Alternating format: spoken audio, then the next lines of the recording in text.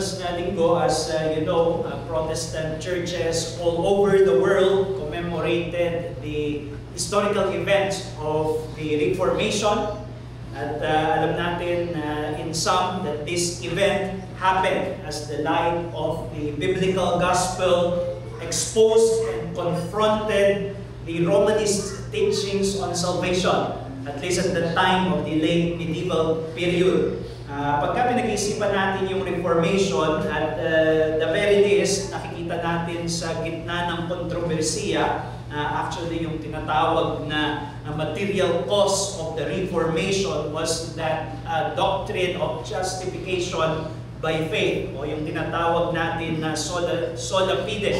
This was at the heart and center of the controversy between first Martin Luther and the other reformers against Roman Catholicism, but repentance was also biblically re-examined at that time. At hindi na tayo dapat mabigla because in the Bible, magkadugtong ito. Yung tunay na pananampalataya, ito ay may kaakibat na tunay rin na pagsisisi.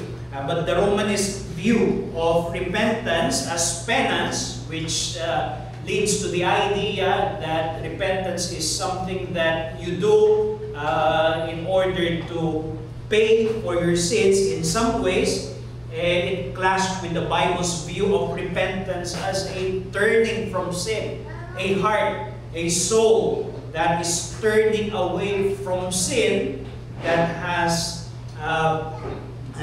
already been forgiven in Christ. Kaya mahalaga ito, isang mahalagang katuruan ng Biblia, yung pagsisisi, and it was also at the heart of the gospel, and it is important at the beginning of the Christian life. Mahalaga ito na makilala ng isang baguhan na umuunawa sa Ebanghelyo, sa isang Kristiyano na nagsisimula sa pananampalataya, at sa Kristiyano na patuloy na nagpupursige na makapamuhay ayon sa kalooban ng Diyos dahil sa kaligtasan na Kanya nang tinanggap. We persevere in repentance. We continue to sin, and therefore we must daily repent. We must know the motions of repentance in the heart. And therefore, yung ating pag-aaralan ngayon ay mahalaga as we turn to Psalm 51. Ang gusto natin ditong makilala sa pag-aaral natin ng Psalm 51 is the motion of true repentance in a sinner's heart, which here in this great psalm is expressed in a form of a prayer written by none other than King David. So turn your Bibles to Psalm 51 and we will be reading the whole of this psalm. Psalm 51.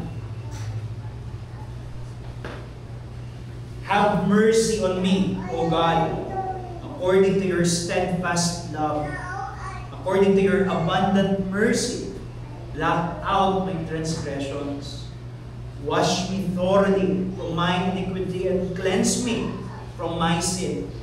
For I know my transgressions, and my sin is ever before me. Against you, you only have I sinned, and done what is evil in your sight, so that you may be justified in your words, and blameless in your judgment. Behold, I was brought forth in iniquity, and in sin did my mother conceive me. Behold, you delight in truth, in the inward being, and you teach me wisdom in the secret heart. Purge me with hyssop, and I shall be clean. Wash me, and I shall be whiter than snow. Let me hear joy and gladness. Let the bones that you have broken rejoice. Hide your face from my sins and blot out all my iniquities. Create in me a clean heart, O God, and renew a right spirit within me. Cast me not away from your presence, and take not your Holy Spirit from me. Restore to me the joy of your salvation, and uphold me with a willing spirit. Then I will teach transgressors your ways, and sinners will return to you. Deliver me from blood guiltiness, O God of my salvation, and my tongue will sing aloud of your righteousness. O Lord, open my lips, and my mouth will declare your praise. For you will not delight in sacrifice, for I will give it. You will not be pleased with a burnt offering. The sacrifices of God are a broken spirit, a broken and contrite heart, O God, you will not despise. Do good to Zion in your good pleasure. Build up the walls of Jerusalem. Then will you delight in right sacrifices, in burnt offerings and whole burnt offerings. Then bulls will be offered on your altar. This is the word of God. Let us seek His help as we come and reflect on this passage. Let us pray. Dear gracious God and loving Father in heaven, we come before you as we come to this chapter in the Psalm. And we pray that you would help us in the understanding of this. We pray that even as believers, we continue to sin, even daily, that you would help us to go back to that elementary doctrines in order that we may examine whether our hearts still are in tune with that motions of grace that lead an impenitent heart towards confession and true repentance. So we come and we ask that you would be with us and grant us your Spirit in order to convict us, to comfort us, and to increase our faith. So we pray these things in Jesus' name. Amen. So Lord willing, sa mga susunod na mga linggo na ako ay makakapangaral, I will be preaching from this psalm, and I have 3 sermons from this psalm. Itong awit na ito ay isang magandang awit na pagbulayan kung nais natin na patuloy na i-cultivate yung puso na malambot pagdating sa pagsisisi sa kasalanan. The Reformation Study Bible in fact calls this psalm as a uniquely powerful statement of the depths of sin and the heights of repentance. So this is about knowing the depths of sin and also knowing the heights of repentance. Yung binasa natin, it is one of the 7 penitential psalms. May mga iba't ibang may mga iba't ibang kategorya yung mga awit na matatagpuan natin sa Biblia. And one of those categories of psalms ay yung tinatawag na penitential psalms, which is a psalm that is expressing sorrow before God and a psalm that is expressing an admission of sin, a kind of lament that is intended to express to God his or her a person's sorrow for sin. Now, it is a lament psalm, but what is unique in a penitential psalm is that the psalmist's trouble is a direct result of his own moral failures. And this was true of the psalm that we have just read in Psalm 51. This is not true of the other lament psalms. Think, for example, of Psalm 42 to 43, where the psalmist would express his deep agony for being separated from the land of Jerusalem in order to worship God with His people, and there was no hint that the suffering was attributed to God's discipline. But that is not true in the case of the psalm that we have just read. In the cry of the psalmist here, in the psalm that we have read, we find a man that is deeply pained and is in agony because of a the side of his own sin and its miseries. And therefore, this psalmist is pleading for God to grant him His restoring mercy. Makikita natin yan agad-agad doon sa mga pasimulang versikulo pa lamang ng awit na ito, where the psalmist cried to God, "Have mercy on me, O God, according to your steadfast love. According to your abundant mercy, blot out my transgressions. Wash me thoroughly from my iniquity and cleanse me from my sin." So that is at the heart of this psalm. This is about a person who has a deep awareness, consciousness of his own sin, and now he is coming to God to seek mercy. To seek mercy in order that he might be forgiven and that he might be sanctified from that sin. Now, siguro hindi naman lingid sa kalaman natin that the psalmist in this case is that of David. This is David who has written this psalm. And the author and the historical situation of the psalm is given in heading to the choir master, a psalm of David when Nathan the prophet went to him after he had gone into Bathsheba. So itong pasimula, yung heading, ipinapakita sa atin kung ano yung sitwasyon that led to the composition of this psalm. It was David. We know how he failed and went into Bathsheba in order to commit adultery and all of the sins that are surrounding that. And David was confronted by the prophet Nathan, which brought David into confession and repentance. And we are grateful to God that in Psalm 51, we have that heart, that brokenness of David being reflected to us in words and now written in our inspired scriptures. Ang sitwasyon na ito, ang sitwasyon sa likod ng awit na ito was David's greatest moral fall when he took Bathsheba as his own wife.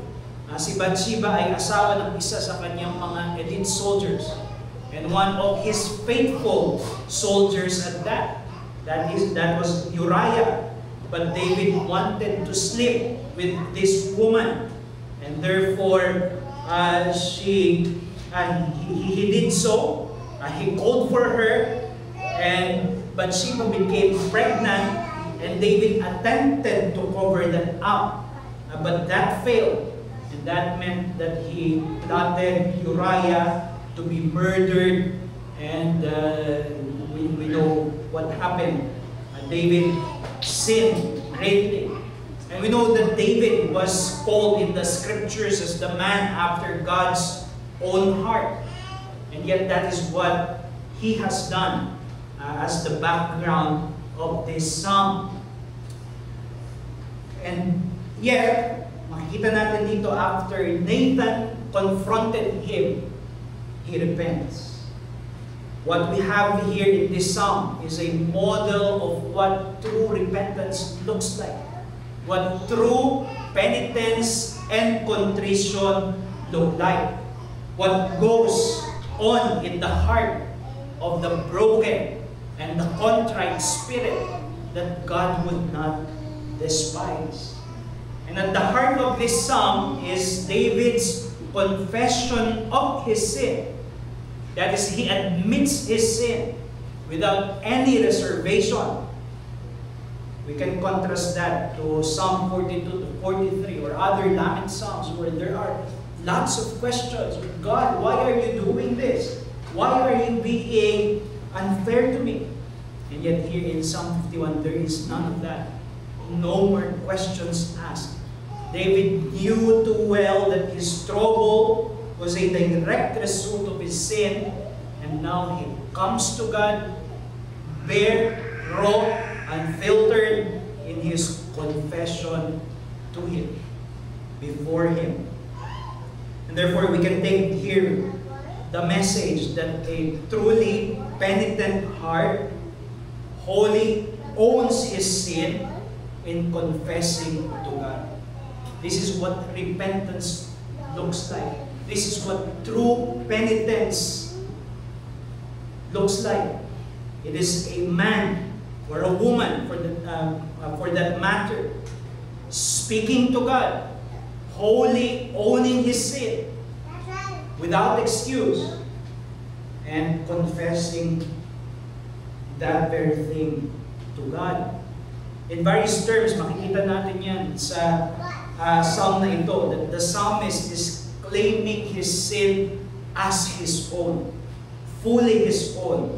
Look at verses 1 to 5. Have mercy on me, 1 to 2 rather, have mercy on me, O God, according to your steadfast love, according to your abundant mercy, blot out my transgressions. Wash me thoroughly from my iniquity and cleanse me from my sin. So it is an ownership. This sin, this ugly sin, which is actually an accumulated sin, which included murder and scheming and lying and adultery. But the whole of that, David says, it is mine and mine alone. It is a complete embrace of his own sin. There is no more attempt to blame anyone. There is just an acknowledgement that his sin is his alone. There is no more attempt even to argue with the justice of God.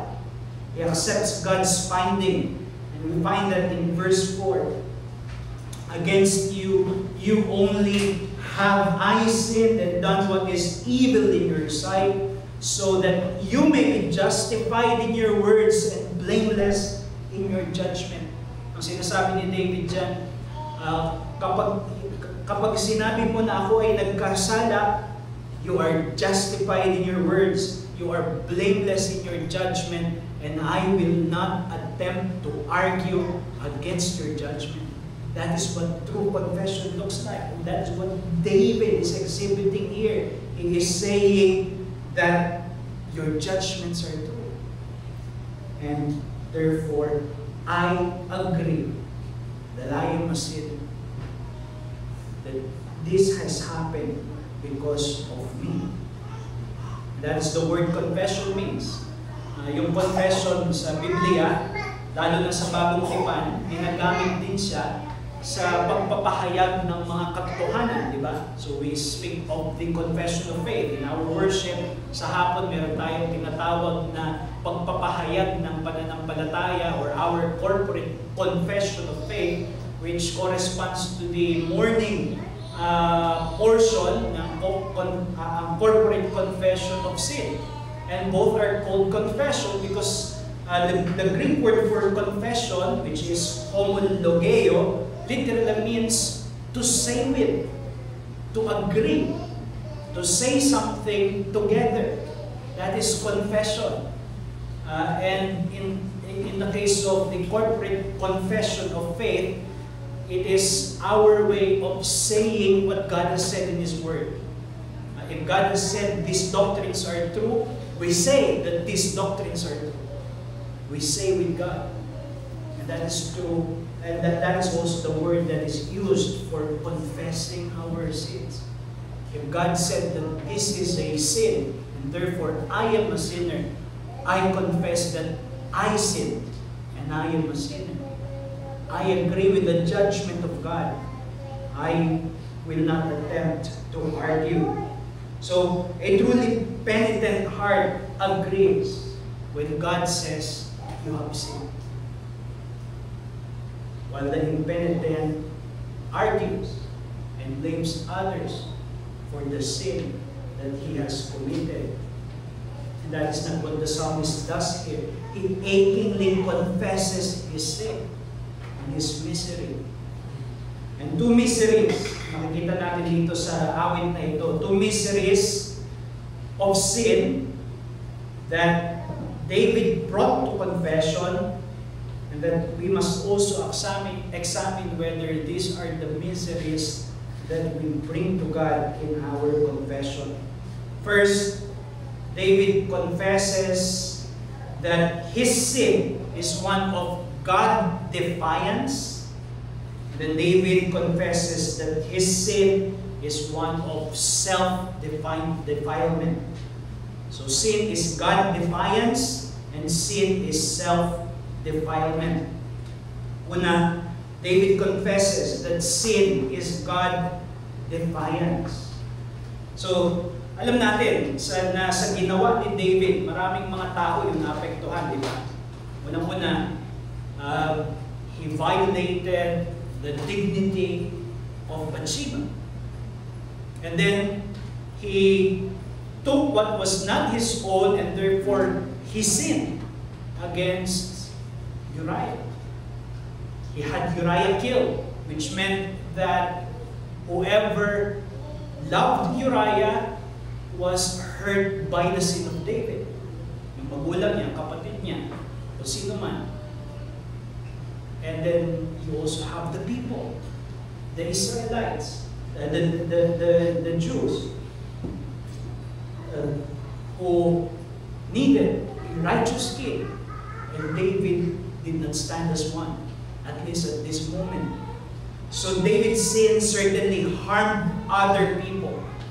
But when he came to confess before God his sin, he views it as first and foremost an offense against God and His holiness. That the first person that he has offended by his sin was God, was His own holiness. And we find that in verse 4, against you only have I sinned and done what is evil in your sight, so that you may be justified in your words and blameless in your judgment.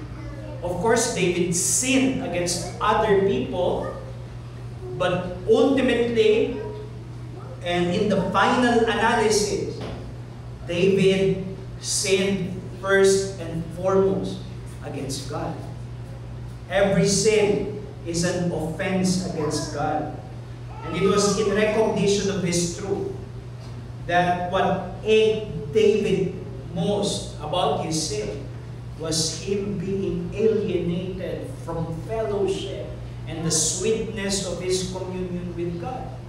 Ito yung pinakapangunahin na pait sa kanyang puso, na nalikha ng kasalanan, na ito ay naghihiwalay sa kanya mula sa matamis na pakikisama sa presensya ng Diyos.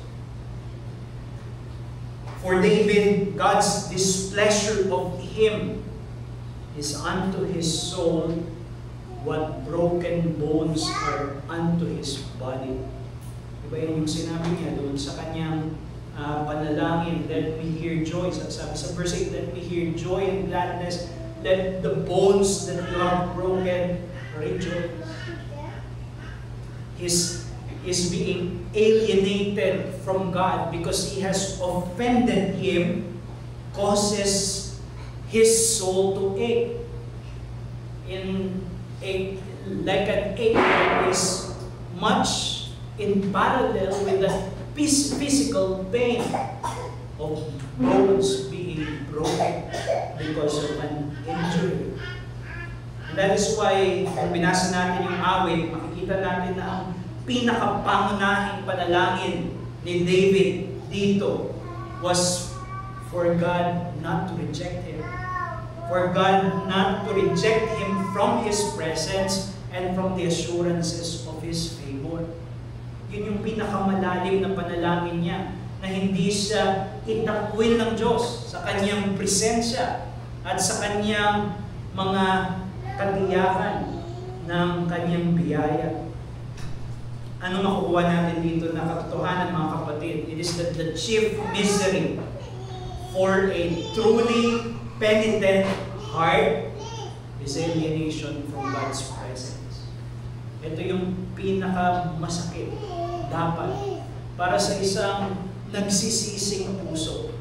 Ang pinakamasakit sa kanya ay mahiwalay sa presensya ng Diyos, sa matamis na pakikisama sa Diyos, because he has offended Him. And sa lipunan natin, sin is defined mainly by the harm that is done to other people, di ba? Marami kayong makakausap na, halimbawa, lalo pagka mga hindi pa Kristiyano at Pilipino, pag tinanong mo sila kung sila ba ay pupunta sa langit, kapag sila ay namatay, sa tingin ba nila meron silang tamang relasyon sa Diyos, at ang karaniwang sagot na maririnig natin, wala akong tinapakang tao. Wala akong nilamangang ibang tao. So I must be right with God. But that is not how sin is primarily defined in the Bible. It is part of it. When we sin, we harm other people. But we must recover the emphasis of the Scriptures that sin is primarily an offense against God's holy character and against God's holy law. Kapag tayo ay nagkakasala, ang ating tinatapakan, ang ating niyuyurakan, ay ang karakter ng Diyos na lumikha sa atin at ang kanyang kautusan na dapat ay nagsasaayos ng ating buhay. David certainly harmed Uriah, Bathsheba, even the whole of Israel. But his confession demonstrates that he now understands the nature of sin, that it is an offense against God, and so he cries out to God, against you, you only have I sinned. And this is not unique to David. This is not, this is something, this is the sensibility of the godly people that we have scattered throughout Scriptures. Think, for example, of Joseph when he refused the wife of Potiphar in Genesis 39 verse 9. How he reasoned. Ano yung kanyang katwiran? Bakit niya hindi gagawin yung pakikiapid doon sa asawa ni Potiphar? Sabi niya, my master has withheld nothing from me except you, because you are his wife. Naging mabuti sa akin ang paraon. Yung si Potiphar, naging mabuti siya sa akin. Now what should be connected to that? Hindi ko magagawa na magkasala laban sa kanya. But that is not what Joseph said, di ba? Genesis 39 verse 9, sabi niya, my master has withheld nothing from me except you. My master has been generous to me because you are his wife and you are the only thing that he has withheld from me. How then could I do such a wicked thing and sin against God? He understood what sin is. That even though it is an offense, perhaps against the generosity of other people, but ultimately, it is an offense against the holiness and goodness and bounty and generosity of God. So that we must understand that the evil of sin is not primarily in that it harms other people, although it does, but that it offends God. It is an outright offense against a holy God. Kaya mula sa katotohanan na yan, mula sa pagkaunawa ng katotohanan na yan, umuusbong yung tamang damdamin ng pagsisisi, where the person who is penitent finds his chief mission not in social alienation, nor a personal one. Naririnig namin minsan, I'm alienated from myself, but alienation from God. Because He is our sumo puno. He is our chief good, our highest good, and sin separates us from Him. At kung ikaw ay hindi pa mananampalataya, then that is something that you need to reckon with. Yun ay katotohanan na kailangan mong pag-isipan. Your fundamental problem, yung pinakamalalim na problema mo kung ikaw ay wala pa kay Jesucristo, is not so much na may nalamangan kang tao o may natapakan kang ibang tao, but that you have antagonized God against you by your sin. Yung kinaaway ang Diyos dahil sa kasalanan. Ang kasalanan ay lahat ng kasalanan ay kasalanan laban sa Diyos. That is why the Scripture calls sinners as God's enemy. And we cannot remove that from our Bible. Even us, before those who are Christians, Paul says that before we were children of wrath and we are enemies of God. We are enemies of God because sin is an affront against the holiness of a righteous and holy God. Kaya kung ikaw ay makasalanan sa umagang ito at hindi ka pa kumakanlong kay Jesucristo, then this must be the deepest burden of your soul. How can I be reconciled to God? Paano ako makikipag-ayos sa Diyos? Paano ko mapapawi ang puot galing ng Diyos? Because against Him and only Him, you have sinned. And the Gospel says there is forgiveness that is found in Jesus Christ, who died on the cross in order to take upon Himself the wrath of God that is supposed to fall upon sinners. Kung wala ka pang tagapagligtas sa umagang ito, tumakbo ka kay Jesus. Manampalataya ka sa Kanya. Kilalanin mo siya bilang Panginoon at tagapagligtas.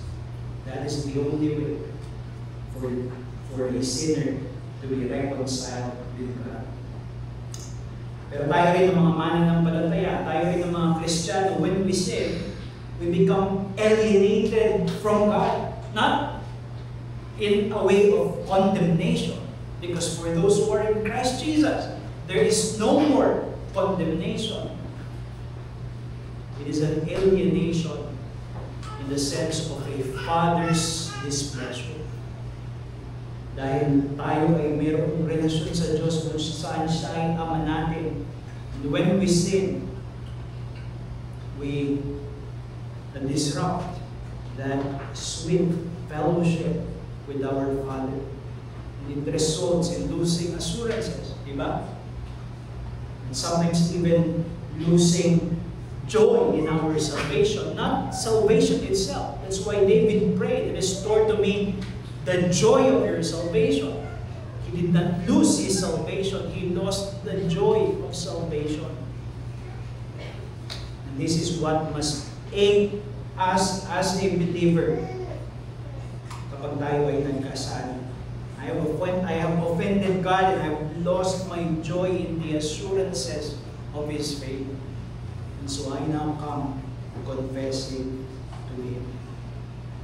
Diba, pag merong mga krimen, ano na yung mga malalang krimen, kahit na, even if the wrong that is done is toward a particular person, kung nasa hahatulan na siya, let's say may mamamatay tao o gumawa ng mga malalagim na krimen against another person, the description of the case is the Republic of the Philippines versus the defendant. Why? Because the crimes are primarily against the law of the land. And it is also true of God. God has given us His laws, His moral commandments, both in the Ten Commandments and reflected in our hearts. And when we sin against God because it is His law. Therefore, let us examine what grieves us when we sin. The test of true repentance is whether what aches us, what aches our hearts in our sin is because we have offended God. And what we fear most is being alienated from the sweetness of fellowship with God. And it is important because a person can be sorrowful for his sin, but for all the wrong reasons. Pwedeng makaramdam tayo ng kalungkutan sa ating kasalanan, pero hindi sa pinakamalalim na kadahilanan. Perhaps it is only because we fear being exposed, or we fear the loss of reputation, or perhaps even when we are hurt because we have hurt other people. Esau was said to have cried bitter tears, di ba? Sa scripture. He cried bitter tears. He wanted to repent, the Bible says, but only because he forfeited his inheritance. What aches a truly penitent heart is offending his God who loves him and who gave his Son for his soul. Sa autobiography ni Augustine, yung tinatawag na Confessions, in it, he traced his life of sin before God in prayer. Kaya nga confession yung tawag dun. Yung kanyang autobiography, isinulat niya as though he is reflecting his life back to God, at sinasabi niya na yung buhay niya ay makasalanan. At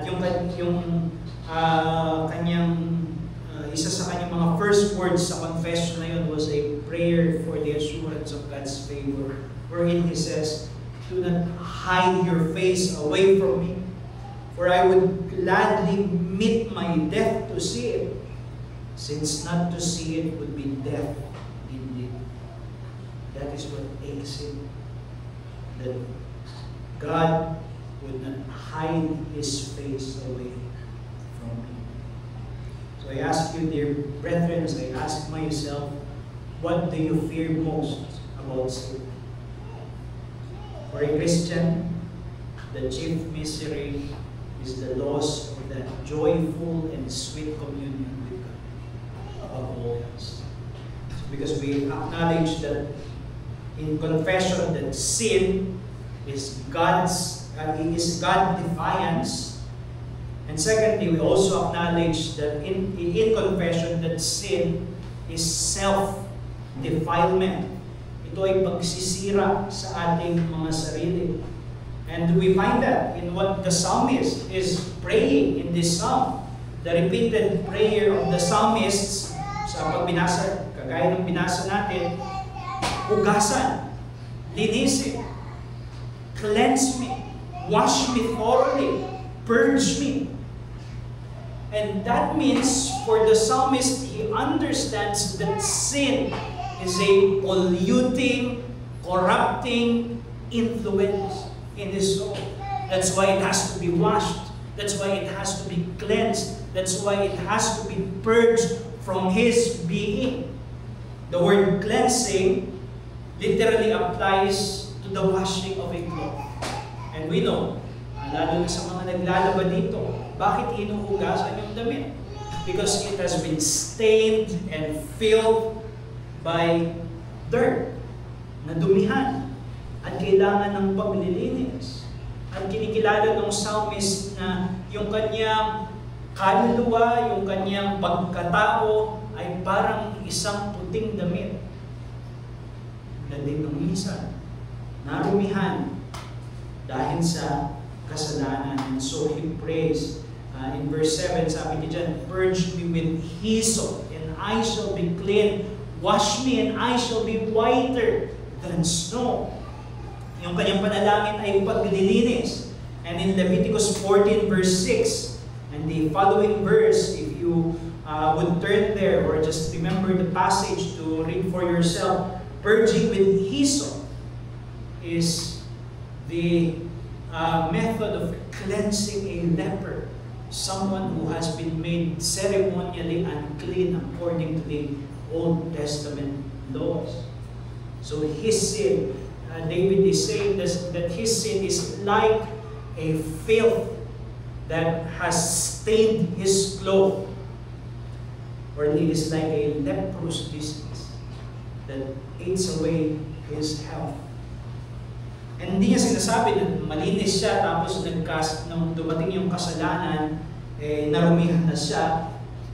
Because we find in here that he confesses that his sin ultimately issues from his own corrupt nature. Sabi niya sa verse 5, I was brought forth in iniquity, and in sin did my mother conceive me. So kinikilala niya na yung kasalanan, yung corrupting influence ng kasalanan na hindi nanggagaling sa labas. Perhaps, yung temptation ay nanggagaling sa labas, but the desire for sin, the corruption that makes one sin, comes from within, from his own nature. Ito yung tinatawag natin sa ating mga doktrina na total depravity. That we are born sinners. We do not sin and then become sinners. We sin because we are sinners by nature since the fall of our parents. Sabi niya dito, God delights in truth in the inward being. This is what God demands. Purity and sincerity of the heart in its worship and obedience and submission to God. Yet from the very conception, David says, he was conceived in sin by his mother. Sin is at the core of his nature. Therefore, he is being further and further corrupted by choosing sin. Therefore, aside from recognizing sin as God-defiance, a truly penitent heart recognizes sin as self-defilement. Ito ay paninira ng aking sarili. And therefore, a truly penitent heart aches the condition of his corruption because of sin. Ito yung iniiyak ng isang tunay na nagsisisi. Yung aking kalalagayan bilang sinira, winasak ng kasalanan, both the sin of my nature and the sin of my choosing. Magkadugtong. And such confession of depravity from birth is not used by the psalmist to excuse his sin, but to intensify his culpability, to say that it was not because of your orchestrating that I have sinned, O God. It is because of who I am as a sinner. That is why I have sinned. Hindi sinasabi dito ng psalmist na, sorry, I'm just a sinner, ganito na ako pinanganak, just as everybody. Ang sinasabi niya dito, ako yung makasalanan mula pagkabata. So who is to blame? It is me. Not anything outside of me, not even God, but because I am a sinner. Kaya hindi pwede yung kaisipan na makasalanan naman lang ako, kagaya naman ng iba. And that is miles away from true contrition and brokenness of the heart. Ang ginagawa dito ng psalmist ay yung ginagawa rin ni even Paul when he cried out in Romans chapter 7, wretched man that I am, who will deliver me from this body of death. Kilala niya that he is wretched by sin. Therefore, he is crying out for deliverance. And this is important because we live in a culture of victimization. And people can truly be victimized by a lot of things, whether nature or nurture. But there is this hyper-victimization where people think that if someone sinned, we must look for an explanation that is outside of that person, that is not coming from his own moral choices. And that is not what we find here in the case of the psalmist. And we already invented clever ways of doing just that. Dati, sapat na yung the devil made me do it, diba? Sinasabi before.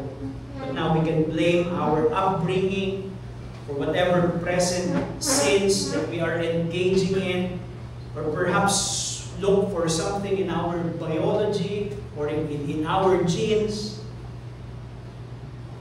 And perhaps these things may increase the moral challenge to a person, so that it is easier for someone to give in to temptation because of some upbringing or some biological predisposition. But it is not determinative.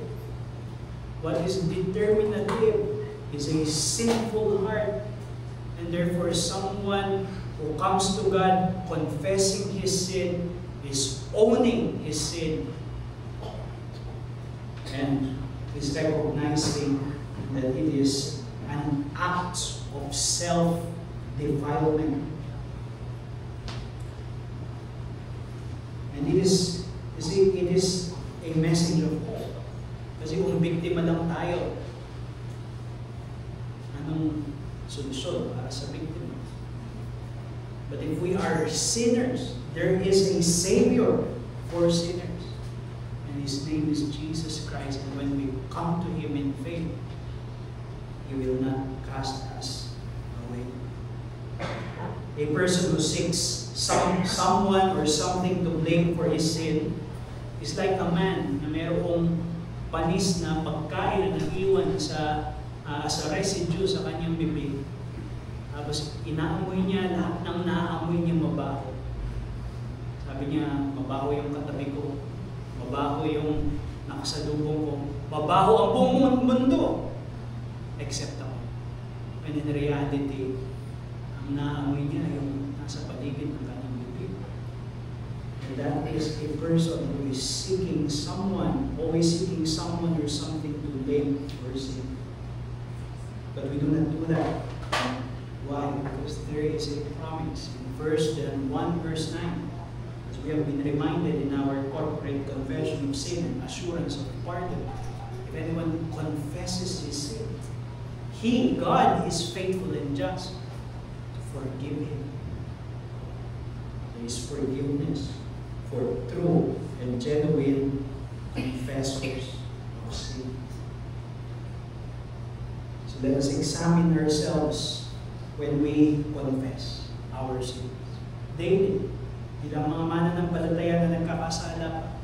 Or if there are sins that we have not confessed to God, at nakaipon na tayo ng mahabang listahan kung our Christian life is in that miry clay of guilt and sorrow and shame, come to God, confess to Him, and you test your repentance, whether your confession, whether it is true.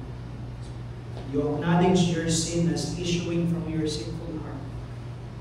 You take accountability or looking for others to blame, perhaps situation to blame. True penitence remains lacking if a person says, I have sinned, but there is a but that is next to it. That is an indication that a person is not truly penitent. Kasala ko, pero ito kasi. I admit that I did wrong, but he provoked me, she provoked me. I admit of doing such sin, but I am in a lonely place. That is not repentance.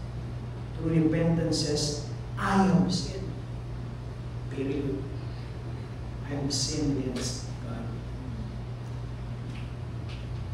And bilang mga tayo as Reformed Christians, we profess that doctrine of man's depravity. But but it is manifests in our lives, in our readiness to own our sin in confession.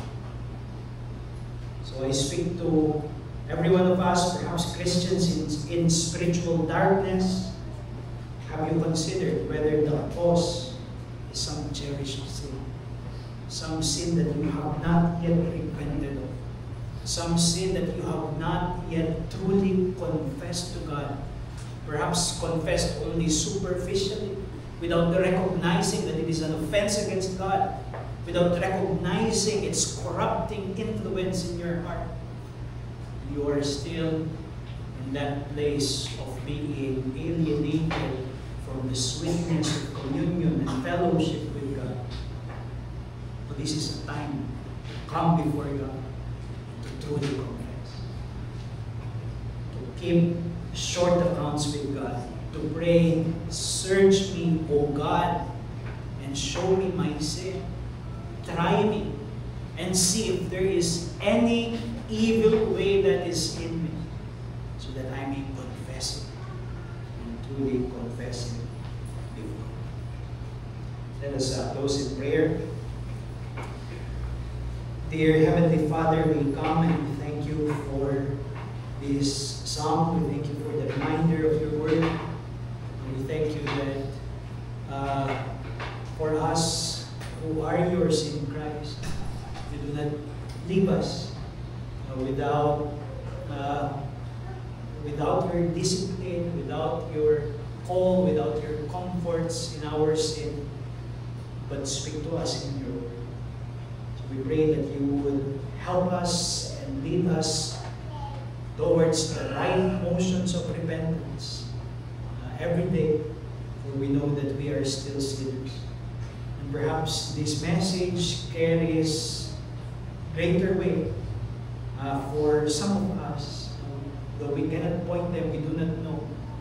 But if they are in a situation where healing upon their souls would come as they repent and confess their sins, we pray that you would cause them to do so by the aid of the Holy Spirit. And may we know the joy indeed of that promise that says, if we confess our sins, you are faithful and just to forgive us. For our forgiveness does not come from confessing, but from Jesus Christ, who is the Savior of sinners who confess.